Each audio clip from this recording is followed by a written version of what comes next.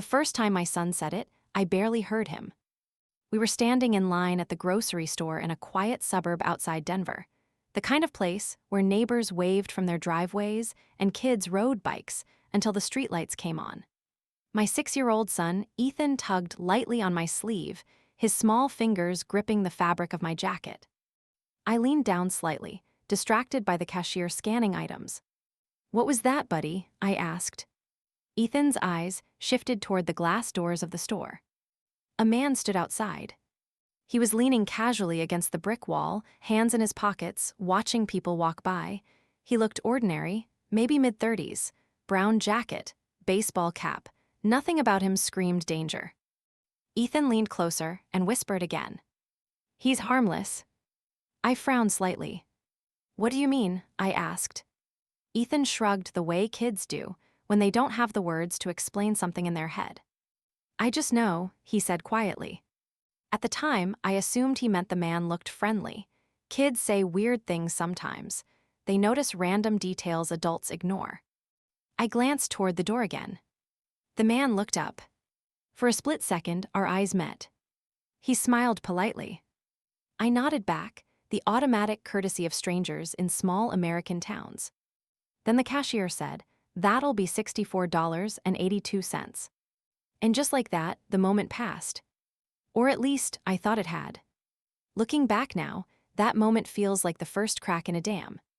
Because 3 weeks later, that same man would be the center of a viral post seen by millions. And my son's quiet whisper would haunt me in ways I never imagined. Our life before that was painfully normal. I'm a single father. My wife, Laura, left 2 years ago. She didn't die. Sometimes I wish the story was that simple. She just left. One day, she sat across from me at the kitchen table, staring at her coffee like it held the answer to everything wrong in her life. "I'm not happy anymore, Daniel," she said. I remember the sound of the dishwasher humming in the background. Ethan was playing with toy trucks in the living room. "What does that mean?" I asked. "It means I can't do this marriage anymore." There wasn't a fight, no screaming, no plates thrown against walls.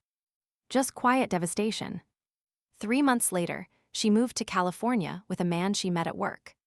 She still calls Ethan sometimes, birthdays, Christmas, the occasional video chat where she asks about school and promises to visit soon. Soon never comes. So it's just been me and Ethan since then. 2 guys figuring things out together. Mornings are cereal and rushed backpacks. Evenings are homework, frozen pizza, and whatever Marvel movie Ethan wants to watch for the 100th time. It's not perfect, but it's ours. About a week after that grocery store moment, I saw the man again. This time it was at the park. Ethan was climbing the monkey bars while I sat on a bench scrolling through emails from work. The late afternoon sun cast long shadows across the grass. And there he was. Same brown jacket. Same baseball cap. Sitting on a bench across the playground. Watching. Not staring exactly, just observing. Parents tend to notice other adults around their kids. It's instinct. I studied him for a moment. He didn't have a child with him. But he wasn't acting strange either. No camera, no creepy behavior, just sitting there quietly. Still, something about it bothered me. Ethan ran over, breathless and smiling. "Dad, watch this." He climbed the bars again, swinging across like he was competing in the Olympics. When he jumped down, I nodded toward the other bench. "You see that guy?" I asked. Ethan looked. His expression softened. "Oh," he said casually, "that's him." "Who?" "The harmless guy." The word sent a small chill through me. "You know him?" I asked. Ethan shook his head. "No." "Then why do you keep saying that?" He shrugged again. "I don't know, he just is." Kids have instincts sometimes, but they also have imaginations. I forced a small laugh. "Well, let's not talk to strangers anyway, okay?" "Okay," Ethan said. But as we walked back to the car that evening, I glanced behind us. The man was gone. Another week passed. Life stayed normal. School drop-offs, work deadlines, Saturday morning pancakes. Until the night everything changed. It was a Tuesday. I remember because Ethan had soccer practice. We stopped at a gas station afterward so I could grab milk and a bag of chips. Ethan waited in the car while I ran inside. The store was mostly empty. Just the bored teenager behind the counter and him. The brown jacket. The baseball cap. The man looked up as I walked in. Recognition flashed across his face. Then something else. Relief. He walked toward me slowly. "Hey," he said. His voice was calm, friendly even. But every instinct in my body went rigid. "Do I know you?" I asked. He hesitated. "Not exactly." "Then why are you following us?" The words came out sharper than I intended. He raised both hands slightly. "I'm not following you." "Really?" I said, "because I've seen you 3 times around my kid." He exhaled slowly, like someone preparing to say something difficult. "I know," he said quietly. A knot tightened in my chest. "What do you want?" For a moment, he didn't answer. Instead, his eyes shifted toward the window, toward the parking lot, where my son sat in the car. Then he looked back at me and said something that made the air leave my lungs. "I've been trying to figure out how to talk to you," he said. "About Ethan." My heart began pounding. "How do you know my son's name?" I demanded. The man rubbed his hands together nervously. "I need you to listen to me before you get angry," he said. "Too late." "Start talking," I snapped. He swallowed, then leaned closer and whispered something that made my blood run cold. "I think your son saved my life." At the time, it sounded insane. But 2 weeks later, a stranger's post on the internet would explode across social media. Millions of views. Thousands of comments. And one photo. A photo of my son. Standing next to that man. With a caption that would change everything. Because the post didn't say, "He's harmless." It said something far more terrifying. And when I read it, I realized the man wasn't the one I should have been afraid of. For a moment, I just stared at him. "I think your son saved my life." The sentence hung in the air between us, like a bad joke that nobody laughed at. "What are you talking about?" I said slowly. The man glanced again toward the parking lot. Through the glass, I could see Ethan sitting in the backseat, kicking his soccer cleats against the floor while playing with the zipper of his backpack. My chest tightened. "Start explaining," I said. The man nodded nervously. "My name is Ryan," he said. "Ryan Carter." He looked like he hadn't slept in days, dark circles under his eyes, hands that kept fidgeting like they didn't know where to rest. "And my son," he continued quietly, "goes to the same school as Ethan." That caught my attention immediately. "What?" I said. "Lincoln Elementary," he replied. My mind started racing. "Ethan's school." "You're a parent there?" I asked. Ryan shook his head. "Not exactly." A cold feeling crept into my stomach. "Then how do you know my kid?" He hesitated again, like someone deciding how much truth to reveal at once. "My son used to go there," he said finally. "Used to." Ryan looked down at the floor. "He died last year." The words landed like a stone. I felt my anger shift slightly into something else, confusion. "I'm sorry," I said quietly, though I didn't understand why this conversation was happening. Ryan nodded once. "His name was Oliver," he said. For a moment, neither of us spoke. The hum of the refrigerators behind the counter filled the silence.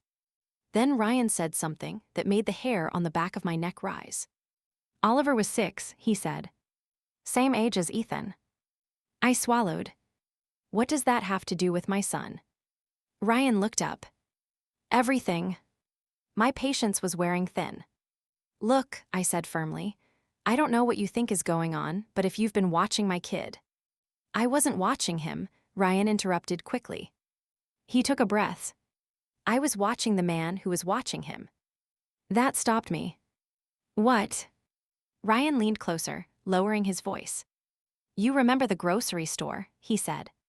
My stomach tightened. "Yes." "The day your son said something." My heart skipped. "How do you know that?" Ryan exhaled slowly. "Because I was there too." My mind scrambled through the memory. The line. The glass doors. The man outside. You were the guy outside, I realized. Ryan nodded. Yes. And you've been following us since then, I said. No, he replied quickly. I've been following him. A knot formed in my chest. Who? Ryan didn't answer immediately. Instead, he pulled his phone out of his pocket. His thumb tapped the screen a few times before turning it toward me. Recognize him. My stomach dropped. It was the man from the grocery store. But the photo wasn't casual. It looked like a surveillance image. Grainy. Taken from a distance. Where did you get that? I asked. Ryan hesitated. From a private investigation forum. The words made me blink. What kind of forums? The kind where people try to find missing persons, he said. I felt my pulse quicken. Ryan continued quietly. That man's name is Thomas Green. The name meant nothing to me. He's been connected to 3 missing kids in Colorado over the last 5 years. My throat went dry. You're kidding. I wish I was. Ryan zoomed out on the phone screen. More photos appeared. Thomas Green in different places. Different clothes. Different towns. But always the same cold, watchful expression. My chest tightened. Why isn't he in jail? Ryan shook his head. They've never had enough evidence. I stared at the screen. Then why are you following him? Ryan's jaw clenched. Because I'm pretty sure he took my son. The words hit me like a punch to the chest. But they never proved it, he continued. No witnesses, no body. I looked toward the parking lot again. Ethan was still there. Safe. For now. A wave of anger rose in my chest. You think this guy is targeting my kid, I said. Ryan didn't answer right away. Finally, he said quietly, I think he was. My blood turned cold. Was? Ryan nodded slowly. Until your son noticed me. I frowned. What does that mean? Ryan took a breath. That day at the grocery store, I had been watching Thomas for hours. He was following a family around the store. My stomach twisted. Which family? Ryan met my eyes. Yours. The world felt suddenly smaller. Like the walls of the gas station were closing in. But then something changed, Ryan said. Your son looked directly at me through the glass. I remembered that moment. Ethan tugging my sleeve. Whispering. He's harmless. Ryan continued. Thomas saw your son looking at me. And then, I asked quietly. Ryan's voice dropped to a whisper. He left. A long silence settled between us. You're saying my kid scared off a predator, I said. Ryan shook his head. No. His expression was serious. I'm saying your kid made Thomas realize he wasn't the only one watching. The realization hit me slowly. Ryan had been the reason the man backed off. Not Ethan. But Ethan had exposed him. My chest tightened. So why are you telling me this now? Ryan hesitated. Because 2 nights ago, he said quietly, Ed Thomas disappeared. I stared at him. What do you mean disappeared? Ryan looked uneasy.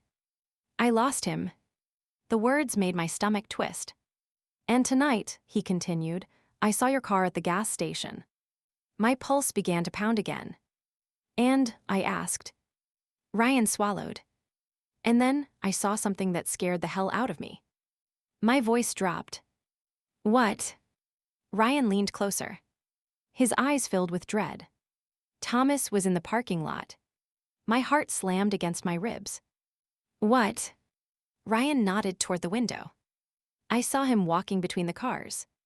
My head snapped toward the glass doors. The dark parking lot stretched beyond them. Rows of vehicles under dim yellow lights. My car sat near the far edge. Ethan inside. Why didn't you say something earlier? I demanded. I wanted to make sure, Ryan said. Panic surged through my chest. I rushed toward the door. Ryan grabbed my arm. Wait. Let go, I snapped. Daniel, he said urgently. Hearing my name made me freeze. How do you know my name? I asked. Ryan's expression turned grim. Because Thomas knows it too. My stomach dropped. How? Ryan looked like he hated the answer. Because someone posted about you online. The words made my skin crawl. Posted what? Ryan opened his phone again. His fingers moved quickly. Then he turned the screen toward me. 2 hours ago, he said quietly, this started going viral. My heart pounded as I looked at the screen. A photo. Grainy. Taken from across the street. It showed my house. Ethan standing in the front yard. And me beside him. The caption underneath made my blood turn to ice. Because it wasn't written by Ryan. It wasn't written by the police. It was written by Thomas Green. And the caption said, I finally found the kid who ruined everything. For a few seconds, I couldn't breathe. The words on Ryan's phone burned into my brain. I finally found the kid who ruined everything. My hands started shaking. Where was this posted? I asked. Reddit, Ryan said quietly. Then someone reposted it on Twitter. Now it's everywhere. I stared at the photo again. My house. My front yard. Ethan. That picture had been taken recently, maybe even the same day. A cold wave of realization crawled up my spine. He's been watching us, I whispered. Ryan didn't disagree. We need to get your son, he said. That snapped me back to reality. I shoved the phone back toward him and rushed out of the gas station. The cold Colorado night air hit my face as I sprinted toward the car. Ethan, I shouted. His little face appeared in the window. Dad. I yanked open the door and pulled him into a hug so tight he squeaked.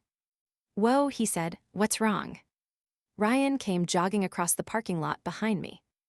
Get in the car, he said. Lock the doors. Is someone chasing us? Ethan asked. Just buckle up, I said quickly. My hands trembled as I started the engine. I scanned the parking lot. Every shadow looked suspicious. Every parked car felt like it might hide someone watching. Ryan climbed into the passenger seat.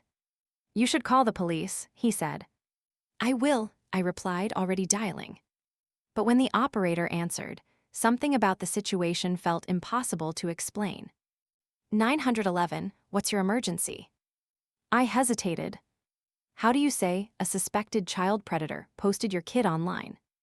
My son might be in danger, I said finally. They asked questions. Address. Description. Where we were. They said officers would check the area. But the tone in the dispatcher's voice told me something important. They didn't think this was immediate. They thought it was just an internet threat. When I hung up, Ryan looked frustrated. They won't move fast enough, he said. What else do you want me to do? I snapped. Ryan rubbed his forehead. I don't know. Ethan leaned forward from the back seat. Dad. His voice was small. You're scaring me. I forced myself to calm down. It's okay, buddy, I said. But it was. Not even close. When we got home, I parked in the garage and locked the door behind us. Every window. Every entrance. Locked. Ryan stood in the kitchen looking uneasy. I should probably leave, he said. I stared at him.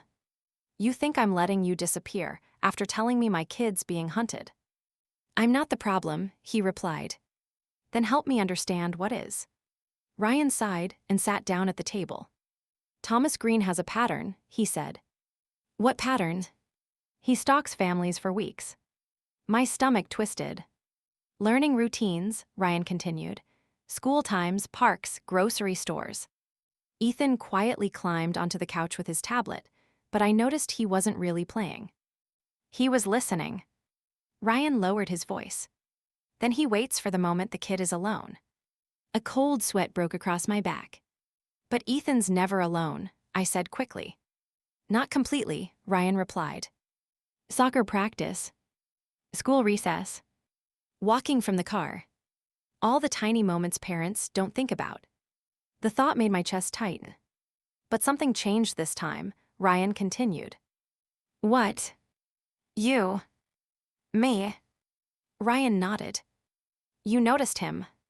I remembered the gas station confrontation. You spooked him, Ryan said. Predators hate attention. So he posted that picture to scare us. Ryan's expression darkened. No. Then why? Ryan turned his phone toward me again. This. The post had exploded. Thousands of comments. Thousands of shares. People arguing. Some calling the poster a creep. Others trying to figure out who the child was. Someone had even found my street using Google Maps. A comment near the top made my stomach drop. Pretty sure this is in Aurora, Colorado. Another reply underneath said, yeah, that house looks familiar. My chest tightened. They're doxing us. Ryan nodded grimly. And Thomas knows it. Ethan suddenly spoke from the couch. He won't hurt me. Ryan and I both looked at him. What? I said. Ethan shrugged. He's harmless. My blood ran cold. Ethan, I said slowly, why do you keep saying that? My son looked confused. I don't know. Ryan leaned forward carefully. Have you ever talked to him? He asked. Ethan shook his head. No. Did he ever talk to you? Another shake. No. Ryan looked puzzled. Then why do you think he's harmless? Ethan thought for a moment, then said something that made the room fall silent. Because he's scared. Ryan blinked. What? Ethan pointed toward Ryan. Like him. Ryan froze. What do you mean? Ethan shrugged again. He looks at people like he thinks they're monsters. A chill ran down my spine. Kids notice things adults miss. Ryan slowly leaned back in his chair. He might be right, he murmured. I frowned. What? Ryan rubbed his face. There's something about Thomas that never made sense. Like what? Ryan hesitated. The night Oliver disappeared, there was another man near the park. My chest tightened. You never told police. I did, Ryan said, but they couldn't identify him. Why are you bringing it up now? Ryan looked at Ethan. Because Oliver said something before he ran off to the playground. My stomach twisted. What? Ryan's voice dropped to a whisper. He pointed at the other man and said the same thing. The room felt suddenly too quiet. What thing? I asked slowly. Ryan met my eyes. He said. Ryan swallowed hard. That man is harmless. My pulse pounded in my ears. Wait, I said, you think Ethan? Ryan nodded slowly. I think your son might recognize something about people the rest of us miss. I stared at Ethan. My 6-year-old boy sat cross-legged on the couch, chewing on the sleeve of his hoodie like he always did when thinking. Completely unaware of the fear filling the room. Dad, he asked. Yeah, buddy. Ethan pointed toward the front window. My stomach dropped. Someone else outside. Ryan and I turned toward the glass at the same time. A silhouette stood in the dim porch light. Tall. Still. Watching the house. And when the man stepped forward, the light revealed his face. Ryan's breath caught. That's him. Thomas Green. Standing 10 feet from my front door. Smiling. Like he'd been waiting for this moment all night. For a second, none of us moved. Thomas Green stood on my front porch like he belonged there. The soft yellow light above the door cast shadows across his face, but the smile was unmistakable. Calm, almost friendly. Like a neighbor stopping by to borrow sugar. Except every instinct in my body screamed danger. Ryan whispered beside me, barely breathing. That's him. My heart hammered against my ribs. Ethan's small voice came from the couch behind us. Dad.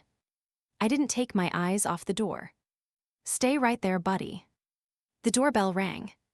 The sound echoed through the house like a gunshot. Ryan slowly stood up. What do we do? He asked quietly. My brain was racing. Call the police again, hide, pretend we weren't home. The doorbell rang a second time. Then Thomas spoke through the door. His voice was muffled but calm. Daniel. The sound of my name made my stomach twist. Ryan whispered, how does he know your name? I didn't answer. Because I already knew. The post. The internet had done his work for him. Another knock. 3 slow taps.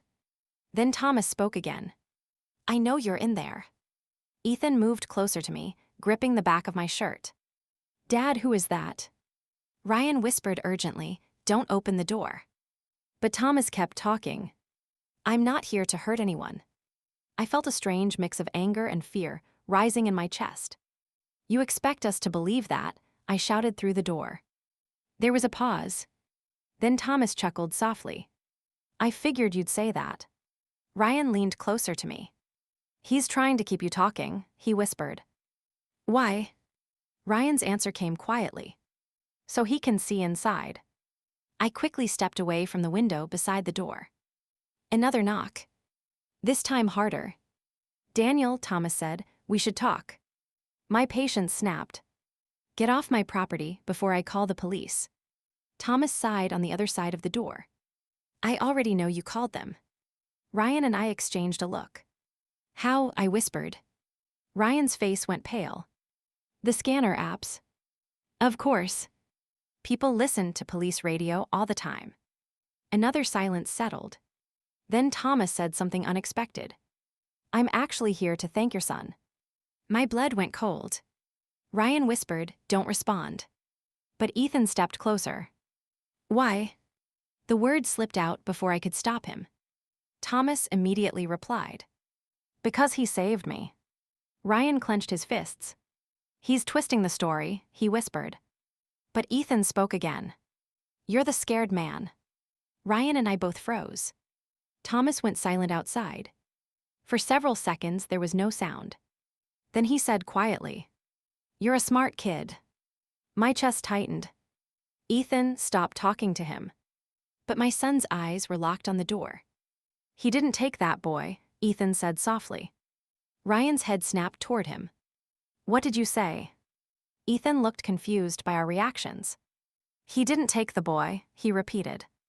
Ryan's face drained of color. How would you know that? Ethan shrugged. Because the other man did. The room went completely silent. Ryan slowly stepped closer to Ethan. What other man? He asked carefully. Ethan frowned like he was trying to remember a dream. The angry one. My stomach twisted. Ryan's voice trembled. What did he look like? Ethan pointed toward Ryan. Like you. Ryan staggered back a step like he'd been punched. What? Ethan blinked. Not exactly, but kinda. Ryan's breathing grew heavier. That's impossible, he whispered. But outside, Thomas suddenly laughed. Not a friendly laugh. A bitter one. Finally, he said. Ryan turned toward the door. What the hell does that mean? Thomas spoke slowly. It means the kid sees what the rest of you refuse to. My heart pounded. What are you talking about? Thomas's voice dropped. Ryan Carter. The name hung in the air. Ryan stiffened. How do you know my name? Thomas answered calmly. Because I've been looking for you. Ryan's face twisted with anger. You're the one who took my son. Another pause. Then Thomas said something that made my blood run cold. No. You did. Ryan exploded. You're lying. But Thomas continued speaking like he'd been waiting years for this moment. The night Oliver disappeared, he said slowly, you followed me to that park. Ryan's breathing became ragged. You were obsessed with me, Thomas continued, convinced I was the monster. Because you are, Ryan shouted. Thomas ignored him. You didn't notice Oliver wander toward the road. Ryan's eyes widened. That's not true. Thomas's voice stayed calm. There was a truck. Ryan shook his head violently. No. You were too busy watching me. Ryan's hands began shaking.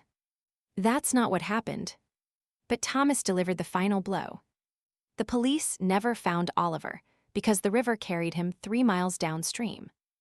Ryan collapsed into the kitchen chair.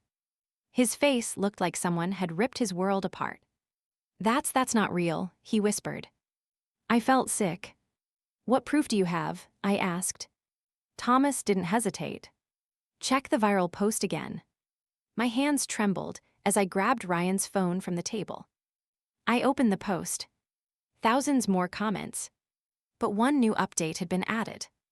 A video. I pressed play. The footage was grainy security camera footage from the park. A small boy, Oliver, running across the grass. Ryan stood near the playground, staring at someone off camera. The boy wandered toward the dark street. Toward headlights. Ryan never turned around. The video cut off. The kitchen felt like it was spinning. Ryan stared at the screen. No. His voice cracked. No, no, no. Outside the door, Thomas spoke quietly. I've spent a year being called a monster for something I didn't do. My chest tightened. But tonight, he continued, the truth finally started spreading. Ryan buried his face in his hands. I was trying to protect him. His voice broke. I thought you were going to take him. Ethan's small voice filled the silence. You were the scared man. Ryan slowly looked up at him. Tears streamed down his face. And suddenly, the terrible realization settled over the room. Ethan hadn't been wrong. Not about Thomas. Not about Ryan. My son had seen the truth from the beginning. And outside my front door, the man the world believed was a monster was still standing there. Waiting. For justice. Or revenge. Ryan's hands were still shaking when the video ended. The phone slipped from his fingers and landed on the kitchen table with a dull thud. For a long moment, nobody spoke. The only sound in the room was Ethan quietly breathing beside me. Outside the door, Thomas Green waited.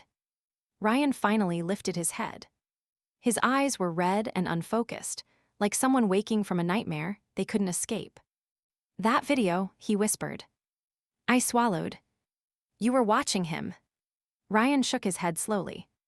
No, I was watching Thomas, he said, voice cracking. I was sure he was going to take Oliver. My chest tightened. And your son walked away. Ryan covered his mouth, like he might throw up. I didn't see him leave. The weight of that sentence crushed the air in the room.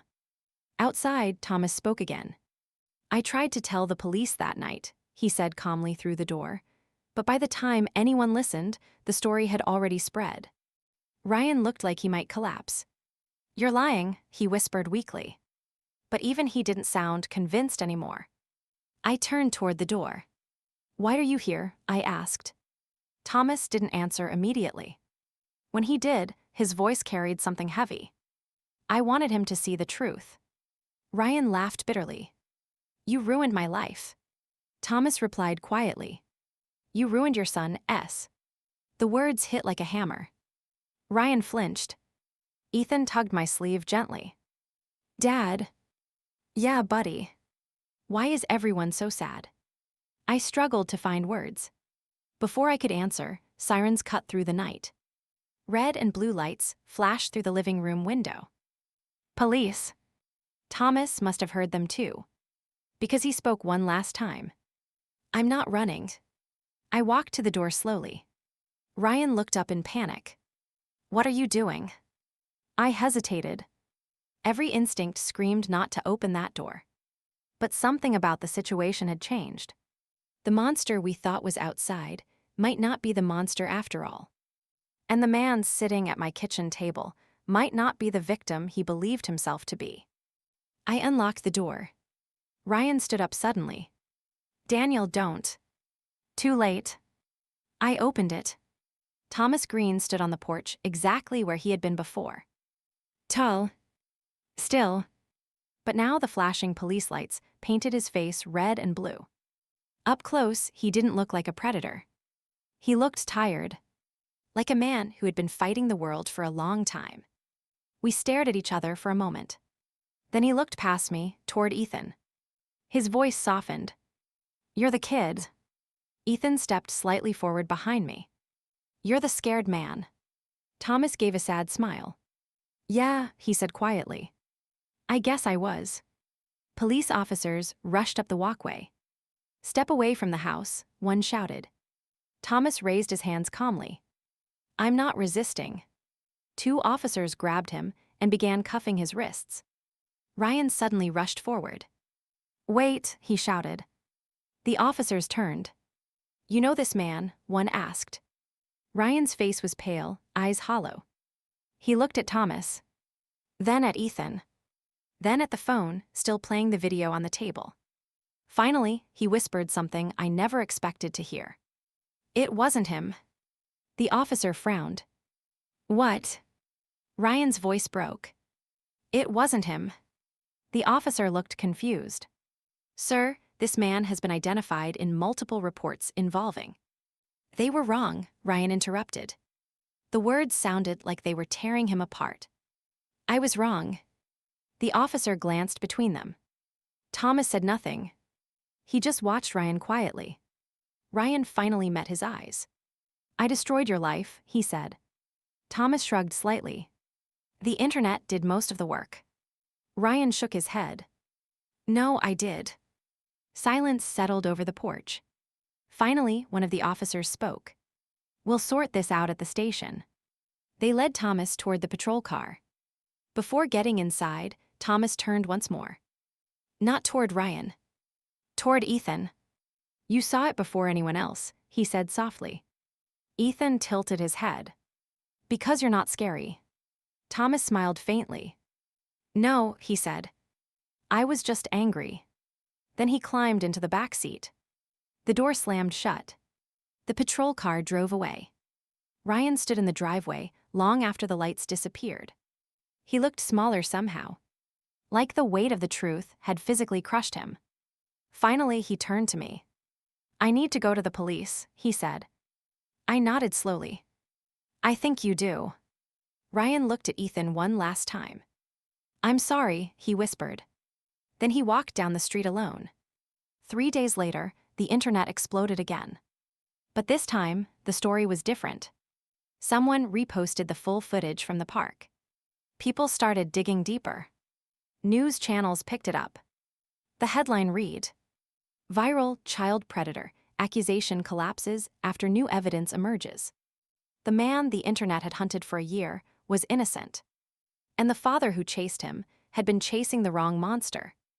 Ryan eventually confessed everything. Not to hurting his son, but to building a lie so powerful that even he started believing it. Thomas Green was cleared. Charges dropped. Apologies issued. But the internet never truly forgets. Neither does the damage. A week later, a new post went viral. Not from Thomas. Not from Ryan. From a complete stranger who had seen the original thread. The post had millions of views, thousands of comments, and one photo. It showed a small boy standing in a grocery store line next to his dad, looking toward the glass doors. The caption read, "3 weeks before the truth came out, this kid already knew." And underneath the photo, someone had written the words that now followed my son everywhere online. "He's harmless," my son whispered. Weeks later, the whole world realized the real monster wasn't who they thought.